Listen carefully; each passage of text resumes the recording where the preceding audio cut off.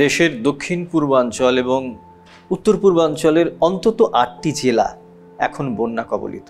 বৃহস্পতিবার দুপুর পর্যন্ত সরকারের দুর্যোগ ব্যবস্থাপনা অধিদপ্তর অন্তত এইটুকু তথ্য জানিয়েছে এবং এই অঞ্চলের ৮টি জেলার ১৮ লক্ষেরও বেশি মানুষ এখন বন্যা পীড়িত অবস্থায় আছেন। এবার যে বন্যা পরিস্থিতি, হঠাৎ এবং অকস্মাৎ বন্যা, এই বন্যার কারণ নিয়ে আজকে আমরা কথা বলবো। কিন্তু তার আগে ঠিক এখন বন্যা পরিস্থিতিটা কি, প্রধান যে নদ নদীগুলো এখন অনেক বিপদসীমার উপর দিয়ে প্রবাহিত হচ্ছে বলে সরকারের বিভিন্ন দপ্তর জানিয়েছে, সেগুলোর অবস্থা কেমন? বর্তমানে দেশের দক্ষিণ পূর্বাঞ্চল সহ পূর্বাঞ্চল এবং উত্তর পূর্বাঞ্চলেরও মৌলভীবাজার, হবিগঞ্জ, কুমিল্লা, ফেনী এবং চট্টগ্রাম জেলার 7টি প্রধান নদী 14টি পয়েন্টে এখন পানি বিপদসীমার উপরে অবস্থান করছে এবং দেখা যাচ্ছে যে বিগত 18 তারিখ থেকেই নদ নদী পানি বৃদ্ধি পেয়েছে, কিন্তু 20 তারিখে পানি প্রবল মাত্রায় বৃদ্ধি পায় এবং এটা মূলত একটা আকস্মিক বন্যা পরিস্থিতির উদ্ভব ঘটায়। আমরা জানলাম যে দেশের উত্তর পূর্বাঞ্চল এবং দক্ষিণ পূর্বাঞ্চলের যে প্রধান নদ নদীগুলো আছে সেগুলোর পানি বিপদসীমার অনেক উপর দিয়ে প্রবাহিত হচ্ছে এবং কোনো কোনো ক্ষেত্রে এগুলো ইতিহাসের রেকর্ড সৃষ্টি করেছে। এবারের যে বন্যা পরিস্থিতি সেটিও কিন্তু অনেক ক্ষেত্রে অনেক পয়েন্টে দেখা গেছে যে রেকর্ড পরিমাণ বৃদ্ধি পেয়েছে। এবারের বন্যা এমন অবস্থা কেন হলো, কি বলছেন সরকারি বিশেষজ্ঞরা?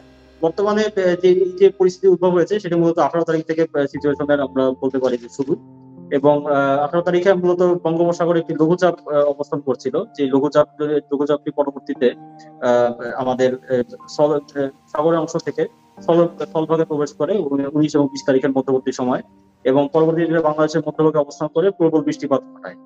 তো এর ফলে মূলত আমাদের যে প্রবল বৃষ্টিপাতের অধিকাংশ সংঘটিত হয় আমাদের দেশের দক্ষিণ পূর্বাঞ্চলের পার্বত্য অববাহিকা সহ উজানে ভারতের ত্রিপুরা অঞ্চলে।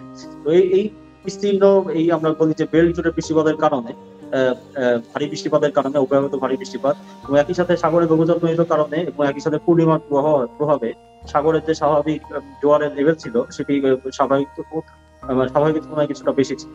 তো সেই কারণে বৃষ্টির পানি নামার প্রক্রিয়াটা কিছুটা বাধাগ্রস্ত হয়েছে এবং একই সাথে উজানে প্রবল বৃষ্টিপাতের কারণে এই আমাদের বৃহত্তর পূর্বাঞ্চলীয় অঞ্চলে মৌলভীবাজার, হবিগঞ্জ, কুমিল্লা, ফেনী এবং চট্টগ্রাম জেলার নদীবাহিত নিম্নাঞ্চল প্লাবিত হয়। আবহাওয়া অধিদপ্তর প্রতি মাসের শুরুতে ওই মাসের আবহাওয়া পরিস্থিতি নিয়ে একটি পূর্বাভাস দেয়। তো এই আগস্ট মাসে যখন প্রথম দিকে পূর্বাভাসটা দেওয়া হয়েছিল তখন কিন্তু বলা হয়েছিল যে দেশের উত্তরাঞ্চল, উত্তর পূর্বাঞ্চল এবং দক্ষিণ পূর্বাঞ্চলে সাময়িকভাবে বন্যা পরিস্থিতির সৃষ্টি হতে পারে এবং বাস্তবে সেটা আগস্ট মাসের প্রায় শেষ দিকে ঘটল। এবং আবহাওয়া অধিদপ্তরের তথ্য অনুযায়ী যে প্রবল বৃষ্টি যেটা এখন চলছে সেটা কিন্তু আরও 2-1 দিন চলতে পারে। আবহাওয়া পরিস্থিতি এই বন্যায় কি ভূমিকা রেখেছে আমরা জেনে নিই।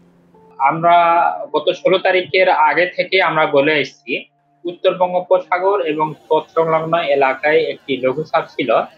এই লঘুচাপ অবস্থান করার কারণে প্রথমে চট্টগ্রাম অঞ্চলে ভারী বৃষ্টিপাতটা শুরু হয়। পরবর্তীতে এই লঘুচাপটি এটি পশ্চিমবঙ্গ এবং তৎসংলগ্ন এলাকায় সুস্পষ্ট লঘুচাপে পরিণত হয়। পরে এটি ক্রমান্বয়ে বাংলাদেশের অভ্যন্তরে প্রবেশ করে এটি লঘুচাপ আকারে বাংলাদেশে অবস্থান করে এবং বেশ কিছু সময় ধরে অবস্থান করার কারণে এই লঘুচাপের পূর্ব দিকে অর্থাৎ চট্টগ্রাম এবং সিলেট অঞ্চলে মাঝারি ধরনের ভারী থেকে অতি ভারী বর্ষণ হয় এবং এই অতি ভারী বর্ষণটাও অব্যাহত থাকে। যেহেতু ইস্টার্ন পার্টের দিকে পাহাড় আছে, এই অঞ্চলে আপনার ভারী থেকে অতি ভারী বর্ষণ এটি অব্যাহত থাকে। ফলে 16 তারিখ থেকে অদ্যাবধি পর্যন্ত চট্টগ্রাম অঞ্চল এবং চট্টগ্রাম অঞ্চলের সাথে সিলেট অঞ্চলে মাঝারি ধরনের ভারী থেকে অতি ভারী বর্ষণ হয় এবং এই ভারী বর্ষণজনিত কারণে চট্টগ্রাম বিভাগের কোথাও কোথাও, বিশেষ করে চট্টগ্রাম, রাঙ্গামাটি, কক্সবাজার, বান্দরবন এইসব অঞ্চলের যে পাহাড় রয়েছে সেই পাহাড়ি অঞ্চলগুলোতে ভূমিধসের সম্ভাবনা রয়েছে, সেটি আমরা আজকে সতর্কবার্তায় এটি উল্লেখ করেছি। বাংলাদেশ দুর্যোগ প্রবণ দেশ এবং এই দুর্যোগের সঙ্গে লড়াই করার একটা মানসিকতা দেশের মানুষের আছে। যে বন্যা পরিস্থিতির সৃষ্টি হয়েছে তা একটা মানবিক সংকটের অবস্থা তৈরি করেছে।